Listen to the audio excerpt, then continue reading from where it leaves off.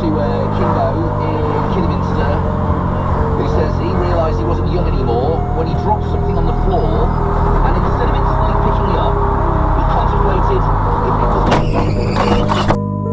I've been tagged a ton of times in this clip. It's a fairly straightforward roundabout collision where liability can be apportioned completely against the black Fiesta, but before we get into it, if you enjoy my liability reviews, do make sure to drop a follow. So as I mentioned, fairly straightforward roundabout, no road markings for stipulating the correct lane. It splits into 2 lanes on approach, 3 possible exits, or 4 if you're going back the way that you came. And it has a standard 1-lane exit for each exit off the roundabout. A good rule of thumb for standard roundabouts, unless marked otherwise, is left lane for left and straight ahead, and right lane for anything past the 12 o'clock position. Using this rule of thumb, the Fiesta takes the wrong lane on approach and exits from the inner part of the roundabout incorrectly, so they will take full liability. The camera car entered correctly, followed the curve of the roundabout correctly, and was about to exit the roundabout correctly at the 12 o'clock position straight ahead. With this footage, the camera car can hold the Fiesta completely responsible for the collision. Now, I know that my regular contrarian for the sake of being contrarian commenters are about to try and throw my explanation of the larger roundabout Grace and Tanner case law at me and wonder why this situation